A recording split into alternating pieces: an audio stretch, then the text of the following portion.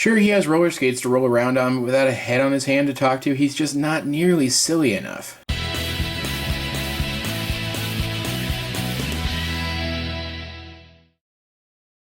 Yes, that is right. I found him and I actually got his waist to connect back together tentatively enough to do a quick review of him. Here he is, Transmetal Megatron, one of my favorite Megatrons simply based on the way he looks. He looks good. He looks like his on-screen counterpart. He looks almost exactly like his on-screen counterpart, and I absolutely love it. I love the look of this guy so much.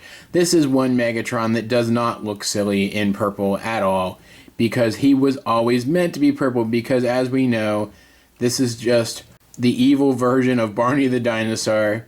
No, I'm kidding. He isn't really, but clearly there was some inspiration here somewhere, one way or the other. I just love it. I love his big bladed tail. I love the fact that he has VTOL fans.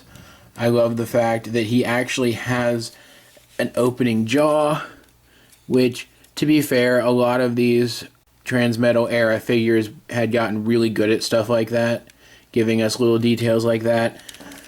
And he just looks cool. And this mode is not the one with the problem. This mode is really good, even if your figure has that issue with its waist. You don't really have to worry about it. The only issue I have with the look of this figure is you can very clearly see his arms right there, but that is not nearly enough to turn me off of it. And as this is a beast, he does have articulation in this mode. We already saw his mouth articulation, which is the height of his head articulation, but he also has these rotation joints here, which are, I'm pretty sure they're actually ball joints, but there's no room for the ball joint to move in and out, which is a little bit of a shame. He does have a bend here, and he does have a little bit of movement in his feet, but only if you partially transform the roller skates, because he does have roller skates, and I love the roller skates. And he has a great fully articulated tail, and I love the tail as well. These are all ball joints, and they're very stiff ball joints, even years after the figure was made. And you can get some really cool poses and never worry that the tail is going to fall out of them too quickly, and it's great, and I love it. He also has his VTOL fans, which are part of his vehicle mode. He brings out his VTOL fans, and in the show there is a rotation joint at the same place as this hinge that allows them to point backwards. It is not here. And underneath here you can see his Predacon symbol, which doesn't heat up anymore for me very well, but you can kind of see it there. Yes, but moving on, he cannot actually point his fans backwards, which is a bit of a bummer. But in the show, he would bring up his fans, he would bring down his roller skate feet. He has roller skates, I love it. And he would shoot forward on his roller skate feet, and then he would take off and he would fly around. And you can kind of simulate that here, but because you can't individually pose these, you can't quite get him looking like he did in the show, but he looks good, and I enjoy it. And it's Megatron, and I love this Megatron. I love Beast Megatron, and this, I think, was probably my favorite rendition of him, even though Dragon Megatron was very, very cool.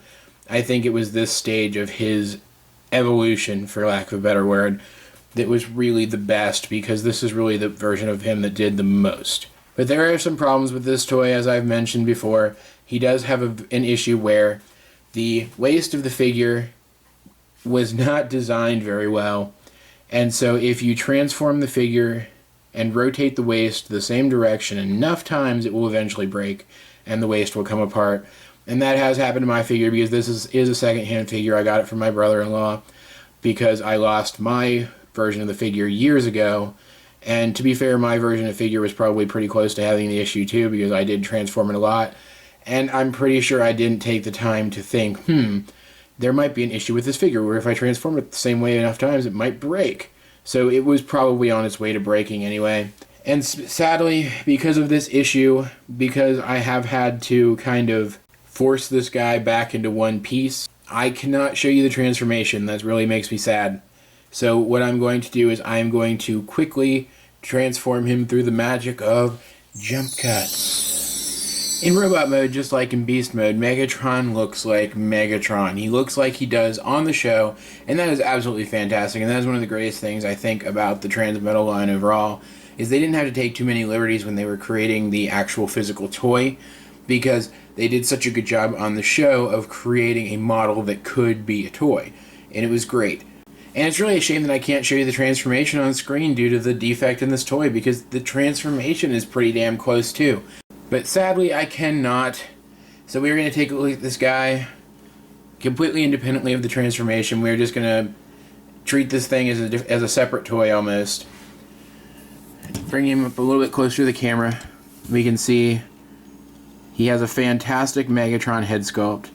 Great detail. You can see his name there. Great detail all around. You've got that beast face there. And you can see here what I'm talking about. You can see his waist is already coming apart. And actually right now it's probably being held together mostly by a clip right here that clips into his back. And as you can see, this comes down to his lower waist and actually helps to hold everything together. If not for that, if that were a little bit looser, this figure would be in two pieces right now, and it's really a shame because I absolutely love this figure. If it weren't for this defect, this figure would actually win Megatron Week, and it bums me out to no end because I love this figure. I loved this character. Though I love Dragon Megatron and thought he was really badass, I still think this was my favorite incarnation of Megatron on the show. And like in his beast mode, he can do everything that he did in the show. He does have the roller skates that he can fold down. He does have the tail weapon, which can open and close. He even has the little finger blasters that can point forward and be his machine guns like they were in the show. And on his back, he does have the VTOL fans. Though, just like in his beast mode, the fact that they don't actually rotate on this hinge makes them a little inaccurate, as he would rotate them to be flat, so then he could lift off and fly. But still, it's very, very cool, and it's very, very accurate, and while I think maybe his head is just a slight bit bigger than it was in the show proportionately, he looks good, and I really, really like it. I really like this figure. And I really want it to be better. I really want it to have more longevity. I don't even display this guy. I mean, usually I only display one version of a character on my shelf anyway. But I would find a place to display this guy if I weren't worried that he would fall off a shelf one day and just break completely. And it terrifies me even having this thing out. Let me put it that way. It terrifies me even having this thing out long enough to review it. But this is Megatron Week, and I felt obliged. So there you go.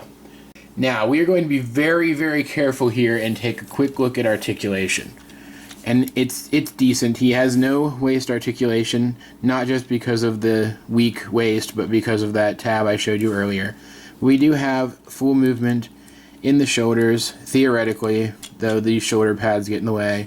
We have a rotation here at the bicep, and a greater than 90-degree bend at the shoulder, which is due to transformation. We have hip movement and a great knee bend, and then we even have some foot movement if we kind of partially transform the roller skates. And his head is on a ball joint, but it's relatively limited and it's pretty tight, so we're not going to really count it too much. And like in his beast mode, his tail is fully articulated here as well, so he can get some really cool poses out of that and use it as kind of like a whip sword, which is very, very cool. I really like it. In terms of his size, we're going to take a look now next to a quick preview.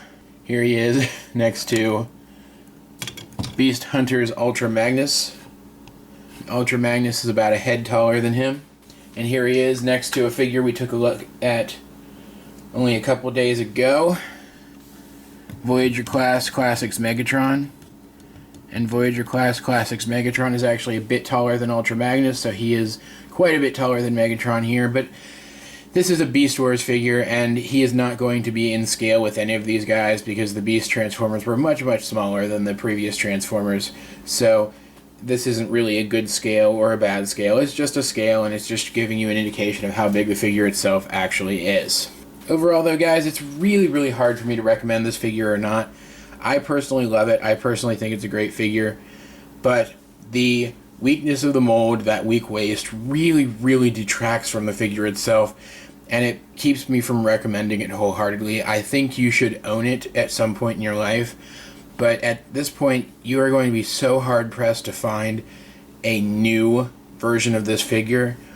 I don't see it being a satisfactory purchase for you in any case, because you're likely to find one that is either being held together by a thread or is going to fall apart soon anyway. And like I've said many other times throughout this video, that really bums me out, because he would be almost a perfect Megatron figure if not for that one flaw. And I don't know, maybe there's something online about fixing it at this point. I'll check a little bit later. But up until now, I haven't found anything, and I've tried to fix it a couple times, and I consider myself to be pretty good at this. And I haven't found a way to fix it yet, and it's terrible. It really is terrible, because anytime a flaw in the design prevents you from getting the best out of your figure, I consider that a pretty huge loss. So I do not recommend this guy, as much as it pains me to say it. If you do happen to find him, loose, I would at least play around with him a little bit, because he is fun to play around with. But unless you're sure that the version that you've picked up, that you've found, is not yet at this point, and you don't plan on transforming it enough for it to get to this point, I wouldn't risk it, guys. And it really saddens me to say that. And well, guys, that is enough for the bonus episode of Megatron Week. Tomorrow we are for sure going to take a look at the best of the best of the best Megatrons in my collection, and we are actually going to start out that video with something a little bit special. I have found a couple of other little Megatrons and Megatrons that don't really make the list, so we will begin next video with a countdown of the honorable mentions, and then we will move on to the Big Daddy himself, the best Megatron, the best rendition of Megatron amongst the Megatrons in my collection, and it's going to be cool. It's going to be huge, and I mean, anyone who actually watched this thing all the way through already knows who it is, because it's the only one I haven't reviewed yet. So there's not much of a secret there. But I'm having fun with it, and I hope you're having fun with it. So guys, like, subscribe, favorite if you're so inclined. Shoot me a review request. I will have the link to my collections video in the description below, as well as a link to my blog. Check that out. I think you guys will enjoy it. This has been Awesome John 22, and I will talk to you guys later.